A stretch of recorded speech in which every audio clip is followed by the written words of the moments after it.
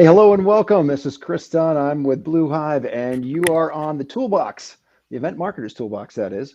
Hey, I got some friends with me. We all actually happen to work for the same company this time, but we're going to have a great conversation, not only with Dana, who is a regular co-host, but also with our friend Bill Watson, who handles our labor for Lime Labor. But I'm going to kick it over to Dana. Dana, how are you? How you been? And what are you doing here? I'm doing well. It's bananas busy, which is a great problem to have. But yeah, I'm Dana Esposito. I've been in the industry about 30 years, both sort of beginning in exhibit design and also corporate leadership and strategy.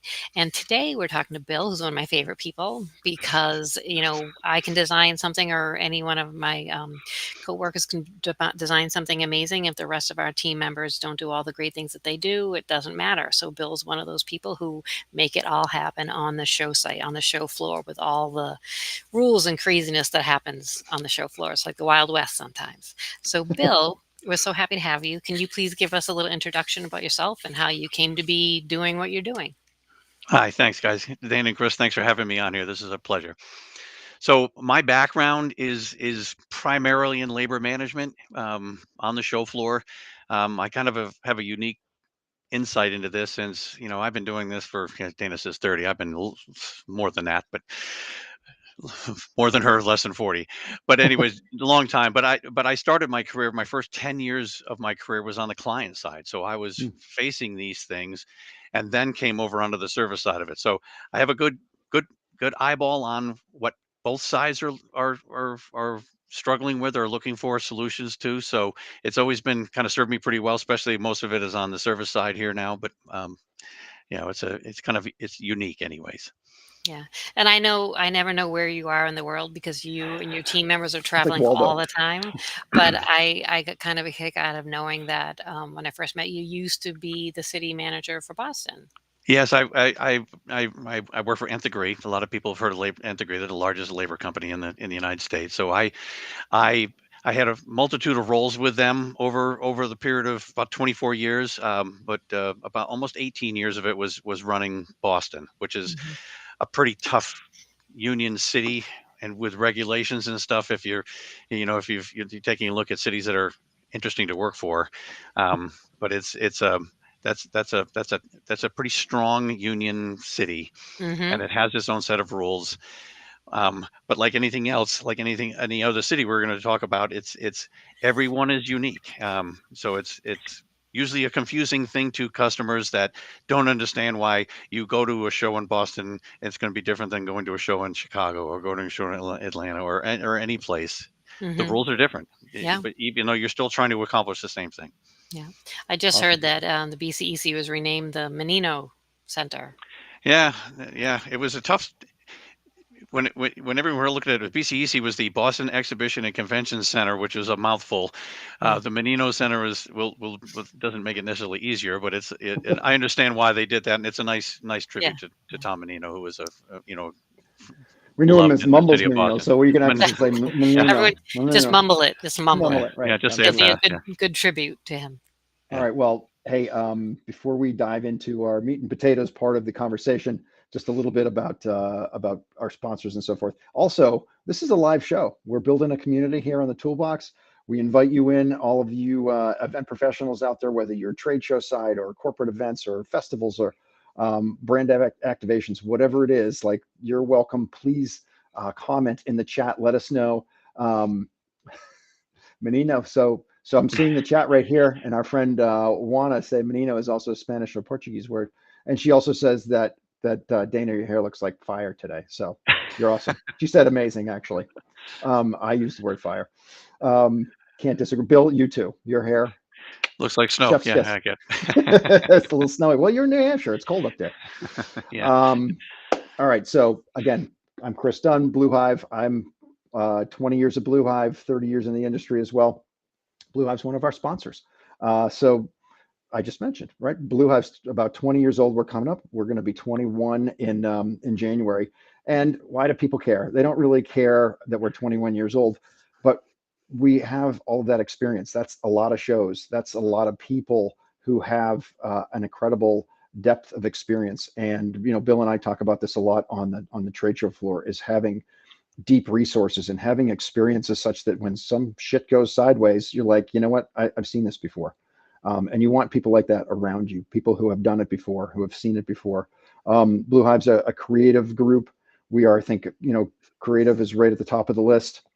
We're great at our customer service. The account management team and the forward facing people that take care of our clients are second to none. And at the end of the day, we remain flexible, and we are, I think, reasonably easy to work with. We want to kind of make things work. Some small boutique companies are great. They're super creative, but they don't have the depth of resources to get you everything you need. Then there's the giant companies where you're just a number. So finding the happy medium in between, that's kind of where Blue Hive lives and thrives. In addition to that, we are also sponsored by Fist Bump. Fist Bump is an agency, a media agency, and they help us run this podcast. The relationship started a couple of years ago. Initially, it was really more about myself and the founder of Fist Bump working through some personal branding stuff, spilled into how can we help Blue Hive and the brand awareness there, and ultimately led us to, about this time last year, we agreed to do a podcast. So here we are. We're doing this live show. It's obviously recorded. Fist Bump does all of the heavy lifting pieces that make it work. They serve us up all this content in so many different ways. We can use it to market. We can use it to be thought leaders. We can use it to basically get our message out. So if you're looking for folks who can help you kind of go to that next level with regards to your presence online and your thought leadership and putting together a show like this, these guys are fantastic. So having said all that, I'm going to kick it back to Dana, and we're going to get into the conversation. Yeah. So, I know Chris's intention when this whole podcast was born is really to help educate and deliver, education and cross pollinate different people from different. It's all industry related, but basically, whether you're a new trade show and event marketer or you're a veteran, a lot of things change as time moves on, and we've even seen some things like that with labor and on show site. So these podcasts, not only are they live, they're available later on YouTube and things like that. So a good reference and resource for continuing education for trade show and event marketers. We All should right. actually work on getting your CTSM credits through the Toolbox. We do that. Yeah. Yeah, that goes. We'll talk to the So people. yeah, we'll talk. I know a guy. I No, know. we'll talk to. Let's talk about the reality of U.S. trade show labor. So we'll get started talking a little bit about, um, Bill. Why do labor rules differ so drastically from city to city? Well, the biggest thing is because there is no universal set of rules and jurisdictions for trade shows. Okay, so most of the venues in the country are usually state owned, and they've long before any of us got involved in trade shows negotiated and agreed upon who is going to have jurisdiction to do what work in their particular venue. So it it varies completely how the local places wanted to be able to take trade shows. Chicago's a good example. I always use this as an example. Everybody orders who's been to Chicago and does job at specifically McCormick Place, that there's so many different layers of who does what. But specifically, it seems to be the hardest place in the world to get anything done electrically. They have they set the bar for rules when it comes to that. But they're also the one that in the early 60s, on a day before the opening of the hardware show, McCormick Place burned to the ground because of an electrical issue that happened on the show floor. All right. So it wiped out and the venue, which was one of the hottest ones, McCormick Place was where the large shows went. They were never going to have that happen again. So it is spilled out across the country in different places, but never any more than there. So different circumstances happen in different places that dictate how they do things. But it it almost doesn't matter, because somewhere along the way, someone is going to do some aspect of the job you're trying to get accomplished there. The key is to just understand who it is and how to build them into the flow of your job. Because every setup you've got, whether it's a 10 by 10 or a 50 by 50, has got to flow to the job. So the most important thing you can do, no matter where, is understand what has to happen with the flow, what happens first, who's going to be doing that for you, given whatever city you're going to be in, and then making sure that you've got that built into your timeline with buffer. Because no matter what, Hmm. you have to recognize at times that you're going to be at a show, and it may be a small show with 20 exhibitors. You may be at a big venue that's got 3,000 exhibitors. Everybody's trying to get that hanging sign done at 8 o'clock in the morning on Tuesday. Hmm. Okay. So it's just not going to happen. So you have to be able to like understand how you can build your timeline with realistic timing that gives you buffer to deal with something that's going to go wrong. Hmm. You're basically working in the most imperfect world possible, is a Yeah. trade show floor. Yeah. All right. It's And organized chaos, and there's so much that the exhibitors and their providers are not in control of. right, Yeah. So it's like right. you really have to control as much as you're allowed to keep it smooth. You And again, know, it is everybody has got to bring in manpower to do something, from teamsters who are unloading your freight to, rigging people that are dealing with, you getting your sign in the air, to electricians to getting the stuff on the floor. So everybody's putting service orders in, everybody's putting stuff into the system, and they're trying to make sure they have enough manpower. And now we're, post COVID, we're still dealing with not everybody in the service industry and the trade show world got everybody back, just like any other part of the industry, but they just don't have enough personnel sometimes.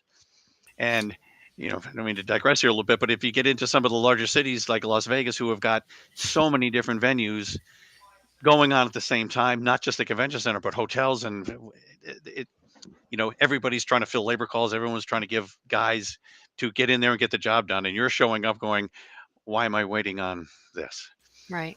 And And that, even if they have the bodies, some of them are still they're more junior in their careers. So yeah, they might take a little longer than they would have if there was a more experience, but there aren't as yeah, much experienced people yet. We kind of have to let them right.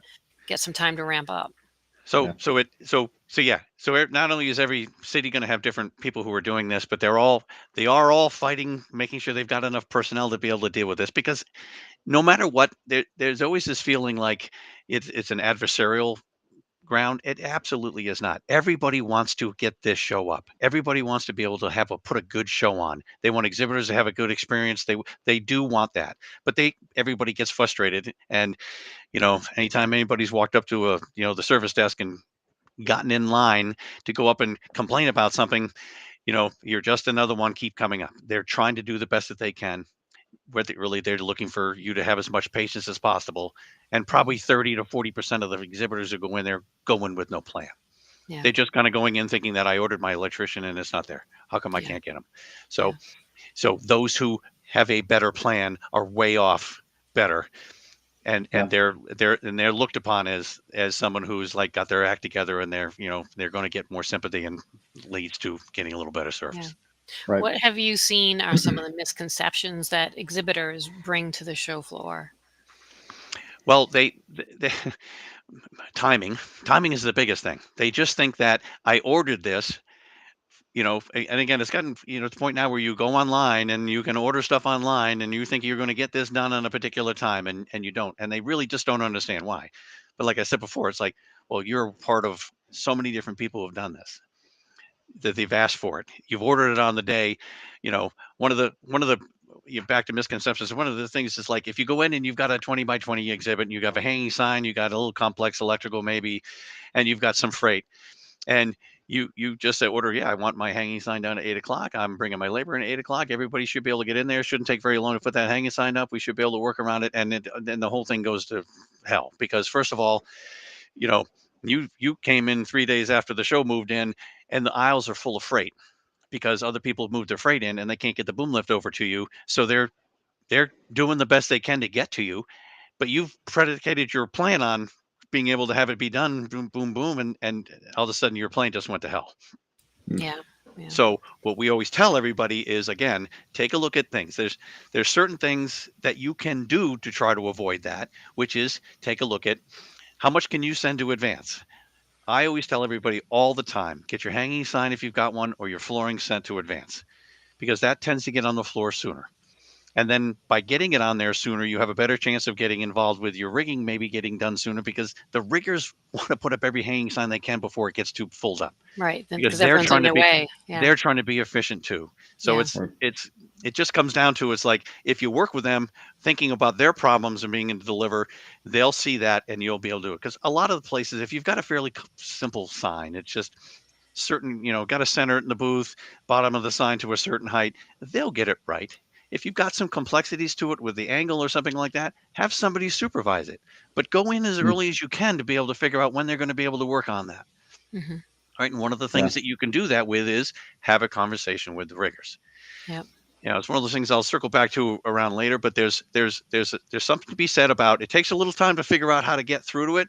But if you work with a company, ours, for an example, everyone should do this, is that we have relationships with the GCs in that particular city, and we can drill down to figure out who's handling that show and who's the riggers who are going to be dealing with that, and just have a conversation saying, listen, what day are you really going to start doing that? And they'll tell you. They'd be glad to do it. Again, Mm. most people don't think that they can even have a conversation with a GC before a show. That's not right. You absolutely have a conversation with them. Now, it's not Yeah. easy to just say, hey, call up a general number and do it. There's a little work that goes through to do it, but that's the best thing you can do. Yeah. We've got some very complex projects, and by and large, the best things that we do is having those pre-planning meetings, just like you do with anybody else, whether it's in your organization, your vendor, whatnot. Reaching out to to all of the different vendors, and sometimes they fall under the exhibit hall, sometimes they fall under Freeman or Yep. GES, whoever the GC is. But figure out how you get a hold of them, have the conversations with the riggers about the the hanging. And it's going to be a little complex. Like we did a great booth for one of our clients, Veg.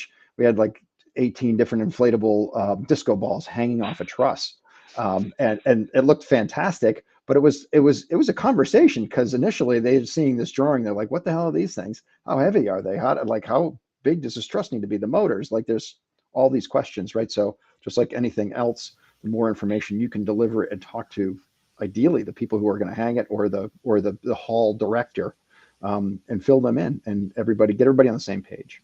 Hey, I wanted to bring up a question here. It was a good question from Rich Keefe, our friend from Ice 9. It's a little bit long here, but Juana, if you can bring this up, I'm going to do my best to read this out. But let's see. So union jurisdiction. AV vendors often need to involve both IBEW and IATSE, that's IATSE, for projection and LED work. And both unions claim responsibility for that scope. How should vendors navigate this overlap, especially when it increases costs for the end client? And I'm not sure if this falls into your exact wheelhouse, but you're as good as anybody to bounce it off of. Again, jurisdiction changes in different places. Mhm. The rule of thumb normally with having to get either stagehands or IATSE or something like that involved is if your message rotates over multiple screens of something. If you're just putting up a TV monitor, it's going to be electricians. It's going to be LED work. You're going to get Vegas is like that stage. You get stagehands. It's just part of the crew that works on putting it up. You just need to know your venues. In some places, we've seen in like in San Diego, if it's your stuff that gets sent in, you can do it yourself. If it's something that you're renting from the show vendor, then you got to get electricians to help you. Vegas is, mostly it's electricians are putting up monitors, unless you're at the Venetian. The Venetian just decided they didn't want to have to deal with that anymore, and they let you go ahead and put your monitors up there. So it's always there's an exception to the rule, but it's just one of those things where you just got to figure out where you're going and what the rules are going to be for that particular show based on that venue, because it does vary in the cities. And you may find contradicting information in the show book, because they don't always get it right either. So sometimes it just takes some digging and some outreach. And listen, we've all been there. We've been frustrated in having conversations where you're getting two different answers from the same, from one group's saying this and another group saying that.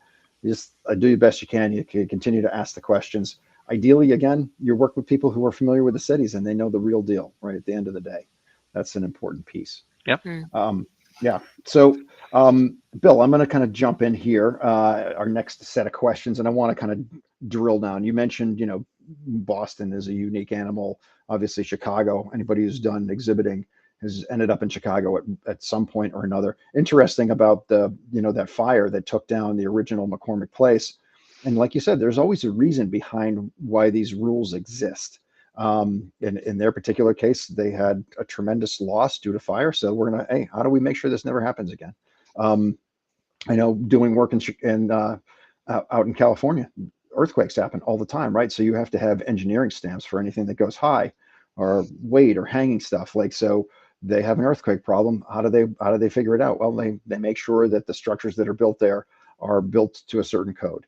Um, you know, so here's a conversation that we have with our clients all the time. Is it kind of comes back to budgeting? Hey, I've got a bunch of shows coming up. Um, uh, I'm going to do the very same booth in Atlanta, and then I'm going to go to New Orleans, and then I'm going to go to San Francisco, and then I'm going to go to Chicago. Same booth, 20 by 20. It's the same structure. Why does every single show city or hall, why does each one of those shows cost me such a dramatically different amount of money? I know you mentioned it earlier, but let's talk a little bit about difference maybe between halls in the South and then halls either in the north or in the west. Ultimately, stronger union jurisdictions or something to that effect affects the costs, what people can do, and all that stuff. Well, absolutely that. But it's also you look at the established trade show cities, you know, had a history of have a longer history than some of the other ones. Yeah, and they had to make a decision how they were going to handle it. Chicago is an obvious one, but they also have additional layers of things that they do in there. When it comes to decorators and you know getting your I know the rules are just different every place you go. All right, so Mhm. that's the answer to your question. That's why. And but it goes back to what we talked about. Somebody's always doing that. So as long as you understand that in Atlanta, for instance, you're really not going to have much of a struggle anyway. So a lot of your labor people do all of that work instead of so it if you recognize who's going to be doing it and you build that into your plan, then that's how you can control the cost. You can't help but understand why a carpenter costs more in New York or Chicago than a stagehand does in Southern Cal or in Dallas or so the regional costs are going to you have to take that into consideration when you decide to go to a show that's moving around. Mhm. When Chris, you and I, we do rational at NRA, big project. It's one of those ones that encompasses everything you can think of. Well, it's there every Yep. year, and quite frankly, they don't even move their booth space as much at a show like that. So in Chicago, where you've got, the floor is broken up with electricians who, have a blockhouse that handles every booth that's in a particular section of the floor. That's their domain. So you're not dealing with one desk that's handling everybody on the floor. You got a little bit more control over a set, and you got people who are doing the same thing year after year because it's floor managers there, and the guys who run the blockhouses are the same ones. Mhm. So again, another city, you can just drill down better to control things because they're used to doing these things. It's a show that's repeating there. Rational has just an enormous amount of different services that we do, from the rigging to the electrical, the plumbing, and all of that. So it's again, once you can zero in on the show you're going to be doing and the city is going to be in, and then it's up to you to like delving down into who's doing what in that city. So because a lot of times what you do is you'll try to base your budget based on the year before. Well, it only took this long for me to get this done, so it should be that way moving to the next city. And it's not, because it may not be the same type of a venue. It may not be the same size of a show, which has a huge impact on it because everybody's trying to get their freight delivered. Another thing you'll start to see now that we see more popping up now is people are going to targeted shows with their freight. They are dictating when you can deliver your stuff, even if it's sent to advance. They're going to bring it in on this time because they know how they're dealing with the flow of a show coming in that has so much freight that's going to impact getting services done. So it's again, I'm not trying to dodge your question here, but it's the reality is it depends is the answer. Right. But that's what it comes down to. That's what we do constantly. We're, you know, Right. our group is doing 300 plus shows a year, and they're never the same except a few of them. Right. But even the ones that are still in the same venue and the same show that's repeating there, if you change your design a little bit, it's going to make a difference for it. So you can't plan on last year's numbers or timing even. Right. So it's the most important thing. I'm going to keep saying this over and over here now, is that you have to have an individual plan for that show based on the information you're gathering from previous year's shows. But Right. it's you all you can do is take some of the assumptions in there and realistically go through and plan when you think you can get it done, and then start making phone calls to see if your plan's going to have holes in it. You can't just lock in, this is the date, this is our move-in date, we're going to do it, and start scheduling everything, because then you'll be sitting around killing hours that you're not getting anything done. Right. And I think, coming back to, like, listen, this is some of the things that Blue Hive does. We're good at it because we've got people who've been doing it for an awful long time. But there's plenty of other companies out there as well that are, well versed. They've got experienced people. They've got a depth of resources. And I think that's the biggest thing. Is like, when you're picking a partner, don't just pick somebody who gives you a pretty picture or the lowest price, right? If it's important to you to be efficient and effective and moving your booth around, like, once you build the pretty booth, then the relationship with your exhibit house and your labor team is all about execution and management of logistics. You're moving the booth from city to city. You're getting it set up. You're getting it torn down. That's a huge factor, and that's not really anything sexy that people look at when they're picking a partner, but it is so important, right? As you mentioned it earlier, Dana, we could design a total kick-ass booth. It's beautiful. It's going to win awards. And if the setup experience and the ability to kind of move that booth from city to city, get it set up in an efficient manner, if we suck at that, the exhibitor's experience is going to also suck, and they're going to be pretty pissed, right out of the gate. Just I guess I'm going to take a step back. Bill was a partner and a friend of Blue Hive for many, many years when he ran Nth-Degree in Boston. COVID happened, right? Anybody in the events industries, our industry was shuttered, and there was so many questions, like, what is this going to look like when it comes back? It will, but who knows when? And there's so many things that are outside of our control. And luckily, we've got great leadership at Blue Hive, and we sat down and we're like, what can we do to control the uncontrollables? Well, we can bring in labor, and this could have looked like a whole bunch of different things, but ultimately, at the end of the day, Bill, you came on full time. We started what is now called Lime I&D. So this is the labor management division of Blue Hive. And ultimately, you've, since 2020, when you became a Blue Hive employee, and ultimately Lime is under that umbrella.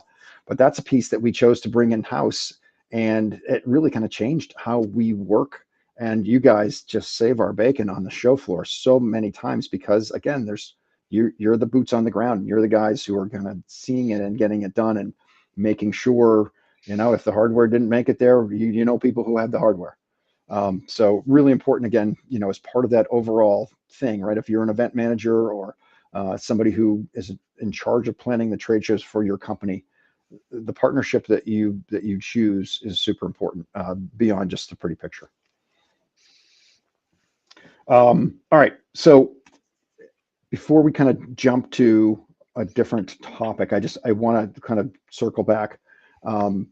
We've got I always kind of cite, like, Atlanta, Orlando, New Orleans tend to kind of be some of the more cost efficient places to do shows. They're big halls. They're used to doing them. Sometimes I would say Orlando is, like, in the top three, right? We know that that Vegas is kind of the capital of events as a whole. Chicago's, I think, actually got the most square footage, or very close to it, and then Orlando is a close third. So there's an awful lot of shows that happen and show up in in those venues. And anybody who has done a show in Orlando and then maybe done the very next show in Chicago, as Bill mentioned, you look at the cost of living, like, what's the cost of living in that area? Those are going to drive the rates that are connected to what the vendors charge. New York is a super expensive show. We're going to do NRF, and the Sunday of the show open In New York, that is the single most expensive hour on the trade show floor in the United States, as far as I know. It's a big freaking number.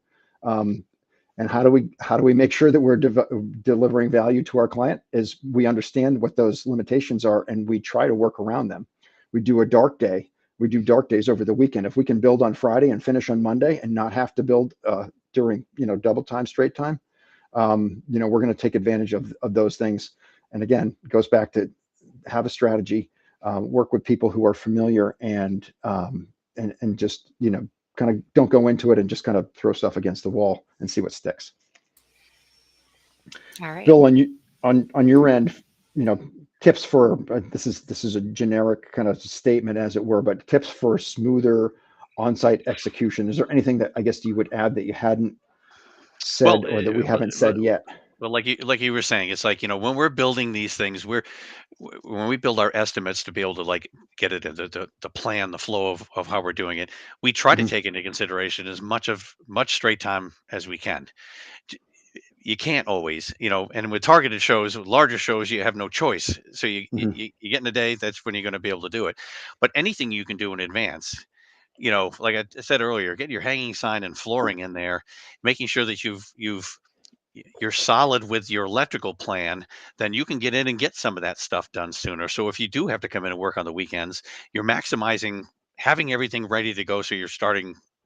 We always have a little rule of thumb. We try to do, if we're going to go over the weekend, we're going to make sure, if there is time, to be able to have flooring down anyways, so that you're getting in there at 8 o'clock and you're starting structure, and trying to get your way through it, because every job is going to take a certain number of man hours in order to get it up from start to finish. So you try to move them around. My director of operations and I, we go through this all the time.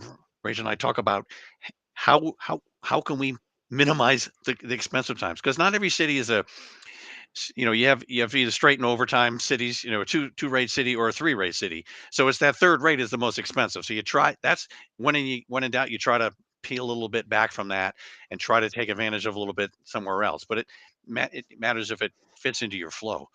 But anything in rule of thumb, when you take a look at southern cities, if you look at the country in quadrants, the Northeast getting all the way to Chicago, always the most expensive places you're going to be. The Boston, the Phillies, the New Yorks, the Chicagos, established trade show places. They're expensive places to live anyway. So like Chris, you said, it's that's going to drive that. But you take a look at that southern quadrant, once you get down below DC is another one of the ones that's not overly, but it's also a fairly strict union city. You get down into Atlanta, down.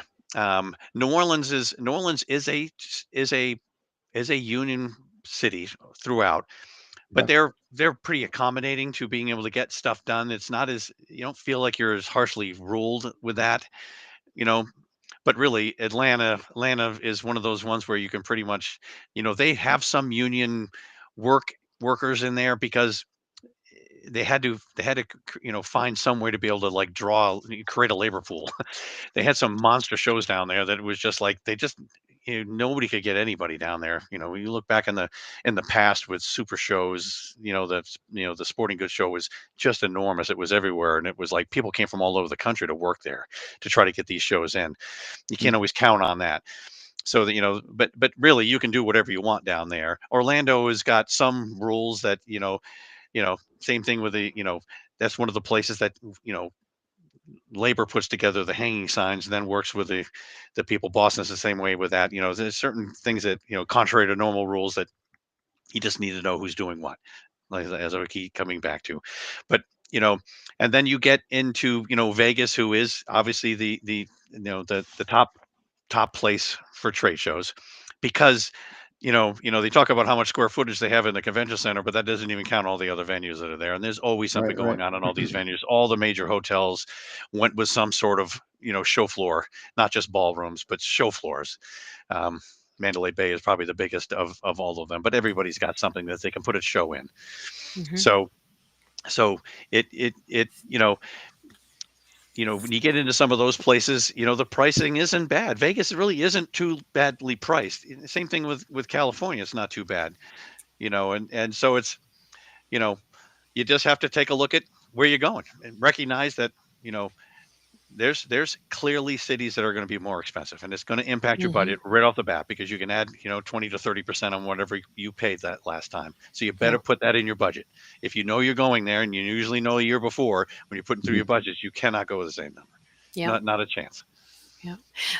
So Bill, on the exhibit provider side, like someone like Blue Hive, right? Hmm. If the trade show event manager is working with someone like us, we try to always, educate and train our own talent, right? So, not only the creative team do we try to educate the exhibit designers who are working on projects that are going to need to be set up. I also deal with students who are in college for exhibit design, and same thing, talk a lot about you may come up with amazingly beautiful booth or a sign, but you need to take all these rules and regulations into consideration, Yeah, because you when you're don't want to designing show them. something to your client that they fall in love with that doesn't meet the rules and regulation criteria. Or something else I've seen happen is I've seen an amazing booth. Like, so years ago at a different company, I saw a really working on a project. Uh, we had done an exhibit, we had done design, someone else had done design, and they had done a really, we didn't end up winning it, the company I worked for at the time. And the design that won had an amazingly cool hanging sign, but it was like a huge structure, very complex. And I remember thinking, oh, when I first started in the industry and as a designer, I was very fortunate to get to go to, shows on occasion, which is not easy to get a designer to a show, and was there for, setup. And because that's just as important as when the show is open, because I could see when labor crews were having difficulty with a property that was either overly designed, maybe, or wasn't engineered well. But either way, even if it was engineered excellent, if the design was almost like, I'll just say too much for whatever purposes, because I don't have a visual for you, I could see it really murdering the labor setup hours. It's going to be an amazing design, but I knew that that design helped win that project. But I also knew that that client, when they see that labor bill for the amount of additional rigging and additional time to hang that, they were never going to want to use that structure again, right? So as a Yep. designer, for me, I always tell that story to especially new designers or students. I guess I was wondering if you could talk a little bit about how these labor rules can affect booth design decisions. Like, I always make sure creatives know that. Like, what would you want clients, what would you want trade show and event managers to know about how some of these rules affect the design decisions that they should be aware of? Right. So it's, you know, we've gone through this. Dan and I, we'll get a design that we need to create an estimate for and try to figure out how we're going to do it. And we can't, for the life of us, understand how this is going to go together. So, we have to drill back through to you to be able to see it. And as as long as we can understand how the does is design often looks wonderful, like you said. But if we can't see physically how it's going to go together, and then take a look at who's supposed to be doing what on the show floor, and based on the timeline that we have in order to do that, and how, because we always take a look at, nothing happens until you get whatever you got in the air. Okay. Because you can't work underneath it while they're putting it up. So, if we can't feel that you can get it done in a certain time, then we're going to adjust our labor right off the bat. And that may push it into overtime. So, Mhm. because again, everything has got a certain amount of time to do. So if you've created something that is going to be really complex, then I'm going to break that hanging sign down into a separate thing completely. Even if we're not assembling it, we're just there trying to get it hung in the air. Because again, a lot of these cities, we're really just there working with the people to try to maximize, their education of what we're trying to do in order to get it up. But it's complex things like that need to be really broken out from the booth. Mm-hmm. I really feel, in order to be able to figure out what it's going to take to get that thing up all the time, Mm-hmm. and where is it going to fit in conjunction with the rest of the booth that has to get built. Mm-hmm. Because again, the hanging sign stays up in the air longer than anything. It's usually the first up and the last thing down. Mm-hmm. So if you can't get it up in a timely manner, it's going to affect everything you're doing. Yes, right. Yeah. So it may have been a beautiful one of the reasons why a client purchased the exhibit using a complex sign that was really beautiful, but it ended up being a nightmare. And their boss is like, "Why did this end up being so expensive?" It's because those rigging costs and time were ended up being, they outweighed the beautifulness of that sign, right? And Yeah. again, it's like, I mean, no matter what, riggers are going to hang it. So Hmm. you could have our people putting it together or whoever's putting it together. It doesn't really matter. Right. We have zero control over what they feel they need to put for manpower Yep. onto a hanging sign because it's up to them. It's their liability to put it Hmm. up in the air, Yep. right? So Mhm. why does cost get out of control? Because they could finally get their hands on this thing and go, yeah, that was not what we thought. Yeah. And then you have no control over what Yeah. they're going to Right. start charging. That's Yeah. where you can get in trouble. Yeah. Yeah. So Um, again, yeah, go ahead. And another thing, I always try to express to clients, and it could be a client that's gone to shows before, but maybe they've only gone to one show, maybe two, but now they're growing, let's say, and they're starting to go to a lot of shows and they have a more of a complex program where they're going to different sizes and then going to different cities. I always try to get ahead of that and make sure that they know so they don't get sort of bit in the butt by this later, which is if you're going to different shows, even if your booth is the same, get ahead of what those rules and regulations are, right? Because your booth might not need to change, but your booth may not work for those other shows because it won't meet the criteria for that other show's rules and regulations. Yep.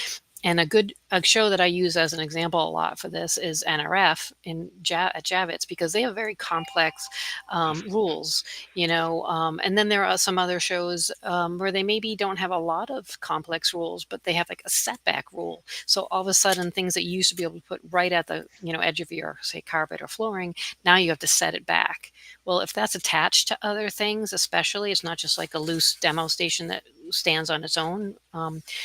It's going to affect the entire structure. So when if a client is talking to their exhibit provider, whether it's Blue Hive or someone else like us, I always want them to know, like, don't look at just a show as a one-off, look at your whole Yeah. program, Yeah. Mm. because look for a design that is strategic. It meets the brand and function and pricing and all the things. But if we can know ahead of time what shows you're going to and what the rules and regulations are, we can make sure you're not going to have problems down the road where all of a sudden this booth that was going to be like this little jackknife and do all these different things for you, all of a sudden you go to one show and now it doesn't work and boom, now you got to find money that you didn't anticipate. So Right. And get and ahead and of it. and most of the exhibitors will do know that. They because again they're picking the space. They're the salespeople who are selling them the space on the floor are going to make sure that they understand some of that too. So at least making them aware of it.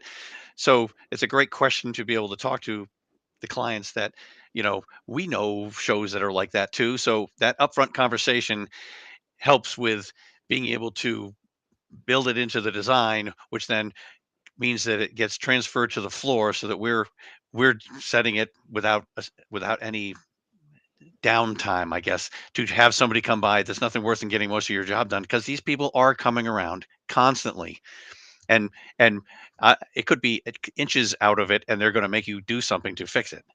And we've taken stuff down off of a tower before because it's like they knew that this was a rule, and they had talked to. I had one example in a show in Boston where we got it at the show, but it had been in another city for another time, and they got the variance that last time with a guarantee that they would fix it. Came back and they gave no, they gave them no credence. It was take it down.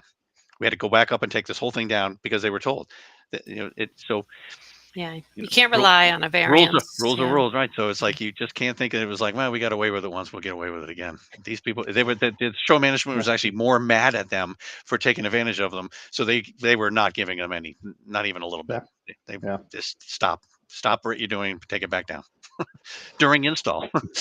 Yeah. Yeah. Which is, I mean, you talk about, throwing good money after bad. That's a bad thing.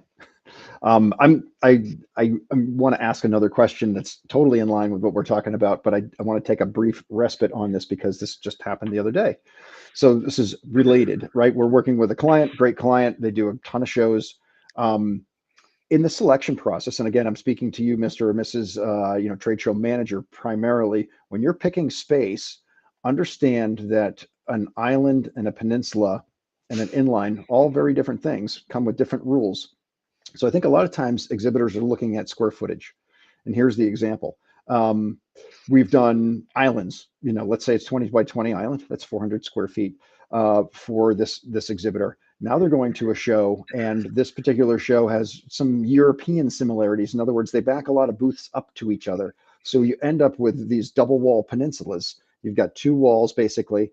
In this particular instance that I'm thinking about, it's a 25 by 25. So it's only a little bit bigger, right? And this is in their head, I'm sure, when they're selecting the space. Oh, we usually do 400 square feet. We'll go with 500 square feet. Okay, but what did we just do? We went from an island that has 4 access points. All 4 sides are open. People can come streaming in from every side. It's great. It's nice and open. Now all of a sudden we've got a double wall peninsula. Well, I don't want to see the back of the booth next to me. I have to dress that up to at least 8 feet or put up really shitty looking pipe and drape. I don't want to do that. I want to take advantage of those walls, that real estate, and take advantage. I'm paying for this space. I need to put the walls there. I'm going to put branding on it. I'm putting messaging on it. Well, all of these things have a cost factor, right? So all of a sudden we go, well, our booth is only a little bigger than last year. Why are you giving me a price that's literally 2x what it was last year? Well, last year you were an island.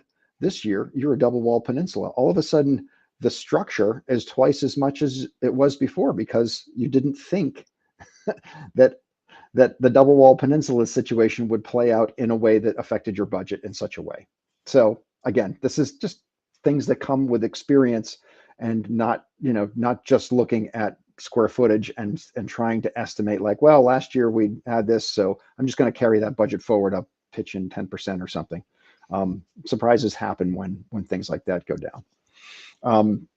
So that does kind of play into my next questions, which is just kind of like budgeting and timeline planning and stuff like that. Let's talk about an ideal scenario, right? And we know that ideal is hard to get these days. I know, are looking, for about 16 weeks for projects uh, when we're engaging with clients, and oftentimes they're showing up well after 16 weeks has already expired on the way to that show date. But but Bill, let's talk a little bit about, in an ideal scenario, we have 5 months, 4 months to plan and do all of the things. Let's say we've got 30 by 30. It's a decently sized space at a bigger-ish show. What are some of those steps that exhibitors can take along the way to make sure that they're gonna get the best, or the efficiencies, and not blow their budget out of the water? I guess from a timeline standpoint, you're looking to engage, have those conversations, which then give you enough time to do the research, to talk to the riggers, to talk to the GC. What does that look like in an ideal world? Well, like everything else, it's flow. There's certain things that I feel that, you know, we'll use your 30 by 30 thing that has a hanging sign and fair amount of structure. Okay. So, you know, based on that particular show, we would try to carve out stuff that we want to try to get done first, which Mhm. is get decisions on hanging signs and flooring like fast. All right. Okay.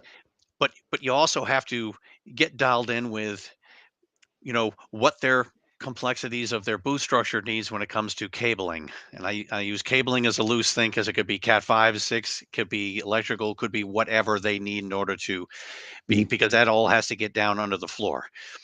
So because the sooner you can get your hanging sign up, the sooner you get your flooring done, the sooner you can, get your freight delivered, because it doesn't even have to be the same timing, but as long as you can get that stuff up in the air, you create your booth space. They have to deliver your freight to the perimeter of your booth anyway, so it just makes it easier to be able to get your freight laid out fairly decently, so that Mhm. when you show up to start literally doing, where your most expensive part of this is depending on how many men and hours you're requiring to do this. That's when you start, you get cost of, you start charging a fair amount of money per hour. Okay, if you can't start at 8:01 on a straight time day, or in general everybody starts at 8 o'clock, no matter what. So you want to be able to start being efficient right away. You want to be able to open crates and get going with that stuff then.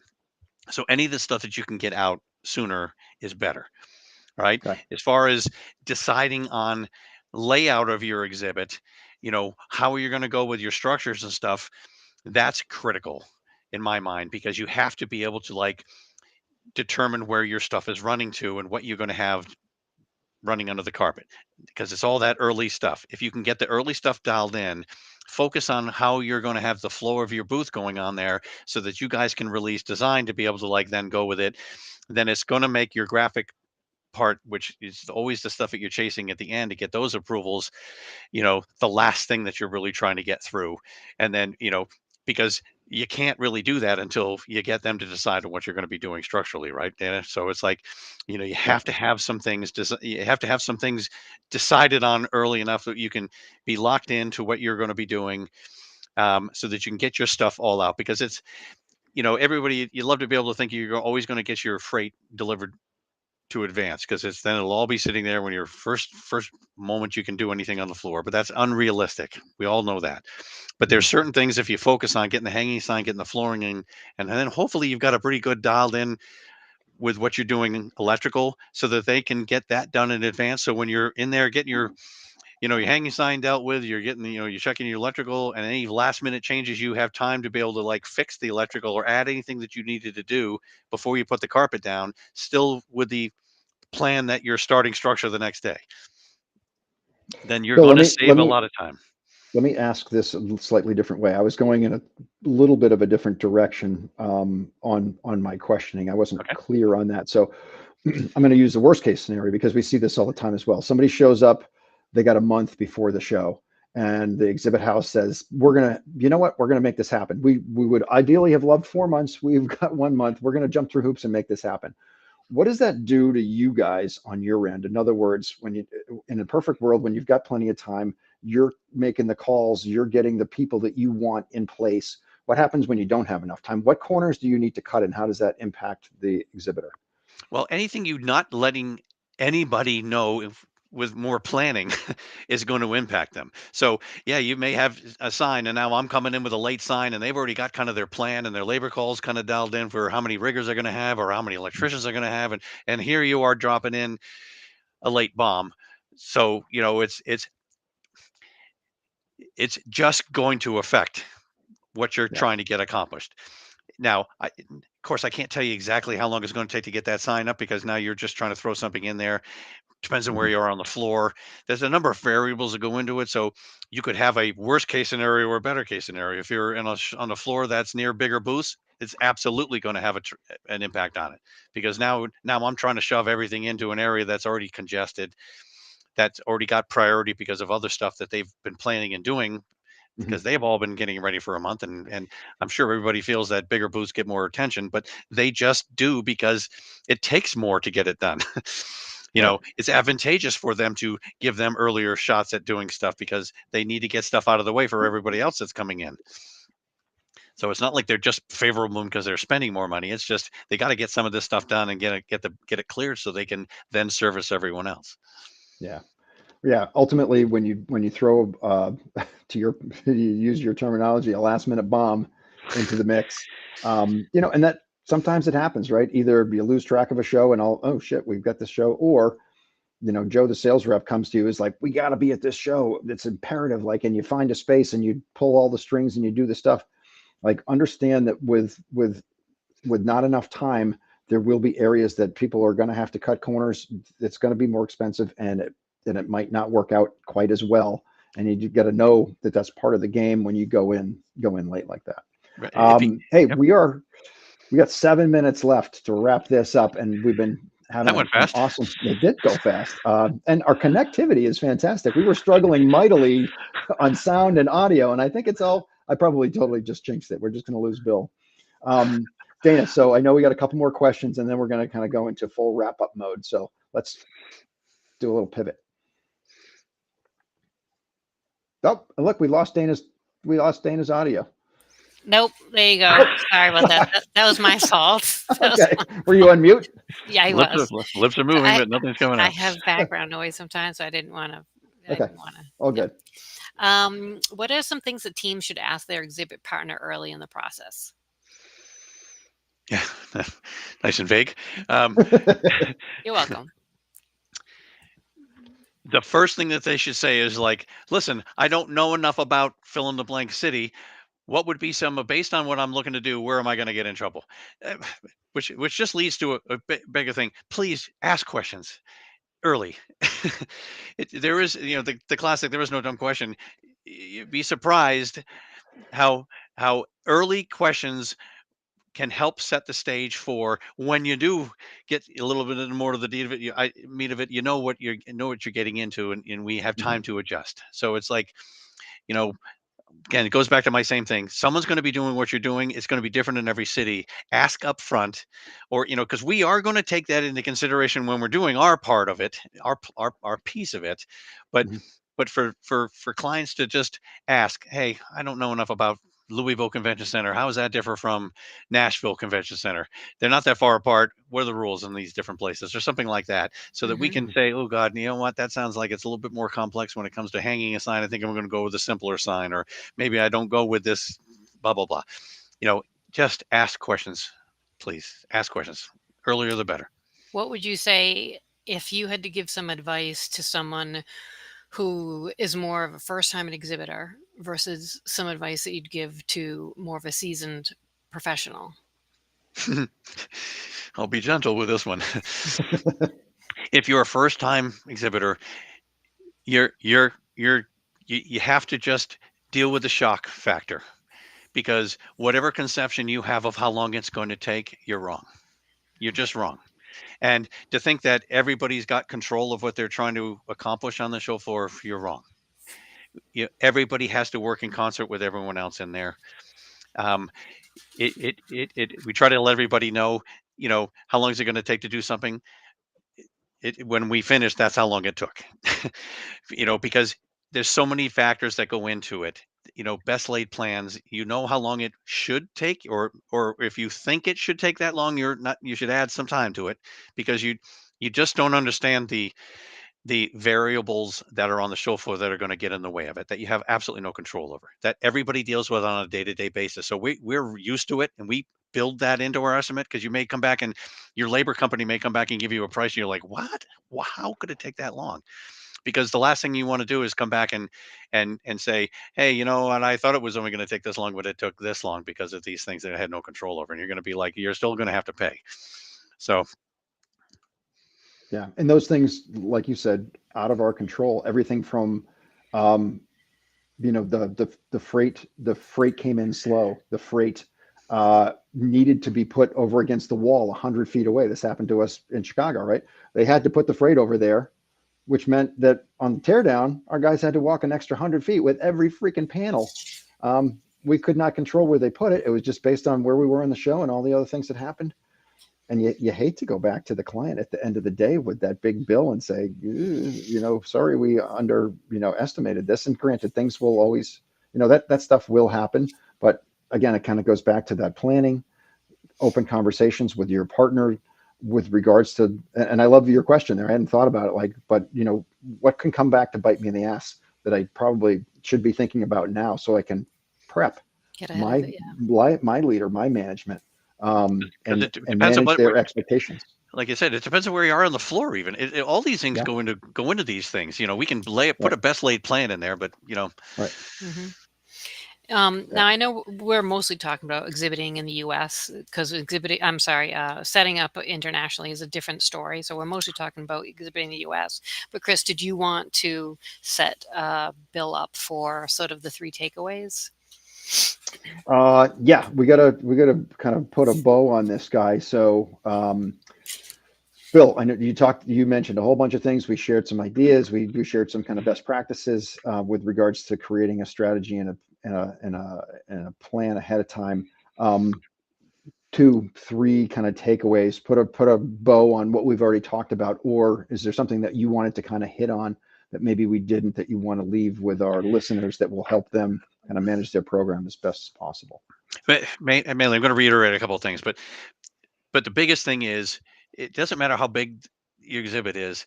You have to build a plan from start to finish, because that'll help everybody manage the expectations. and can give you some semblance of being able to hold on to costs. If we're recognizing when we expect things to be, even if it's breaking down, we do with some of the larger exhibits, we build timelines of what we feel should be accomplished on a particular day. And if we're getting past that, we have some time to try to make it up or try to adjust accordingly. So, any kind of a concrete plan, because it doesn't matter what, and it's through install and dismantle. So that's the other thing too, is like everybody thinks that the importance is on the getting the job in. It's equally as important for your budget to make sure you have a good plan coming out. One of the things that we're starting to see, it's been talked about. We're waiting to see if it really gets instituted. Is one of the largest, general contractors in the country went through an exercise of taking a look at some injuries that have been happening on the show floor, and they got concerned about that. And one of the things that they determined after doing some studying of a large number of shows is the speed of forklifts on a show floor is a liability.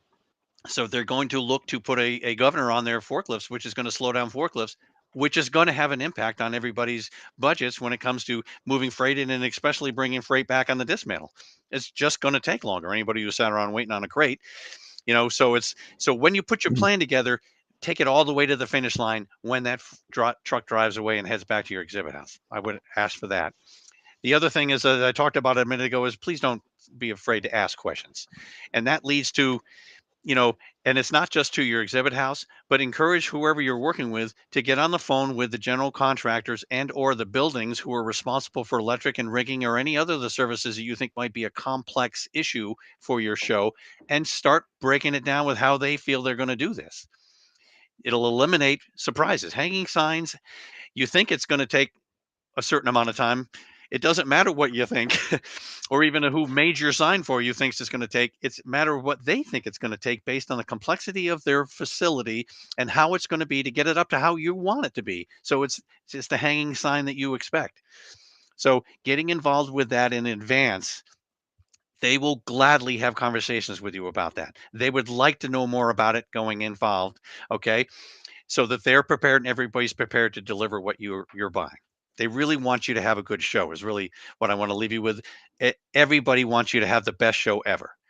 So if you're getting Right. everybody involved in this, helping us build a plan that is one that we feel you can execute, then you won't end up with the surprises and that disillusionment of like, oh my God, why do we spend that much money? Yeah. At the end of the day, everybody wants to control their budget, and not having a plan leads to blowing your budget right out of the water. That's an easy, Because line it's to draw. So never going to stay. Your plan's going to get shot to hell. It just right, is. So it is. But if there's no plan at all, then it's just like you're a rudderless boat on the ocean. or worse, You're just going to go wherever. your plan is your expectations of what you think it should be, and Right. we'll Yeah. help you walk through that, and we'll be able to give you explanations of why, and you'll win sometimes and you lose sometimes, but in general, it balances out having a solid plan. Yeah. Hey, this has been fantastic. We got to wrap this guy up.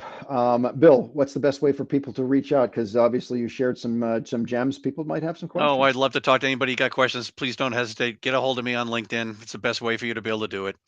Um, Give me a little bit of time. As you imagine, I'm the one traveling the least of my group, and I'm 130 plus days a year. So it's I promise I'll get back to anybody who reaches out to me. All right, fantastic. And then last but not least, Will Flores and Rich Kiefer having a grand old time talking it up in the chat here. So appreciate that. Will's a good friend of ours from the GC side. I'd like to say thank you to both of you guys. I have been looking forward to this call for a while. Bill and I work together all the time, and we have these really great in-depth conversations about minutia that really is so important when it comes to everything with your exhibiting. Getting your carpet there late can really impact everything, because I can't build a booth on top of no carpet. Like little shit like that just freaking will drive you mad. But if you don't get it right, things go wrong. So anyways, we're wrapping up the toolbox. Dana and I got to get on a call. This has been fantastic. Thank you so much, everybody. Happy eventing, and have a great rest of your week. Bill, thank you so much for joining. Always my Dana, pleasure. Thanks for always having great. me. Yep. Appreciate it. All right. Take care, everybody.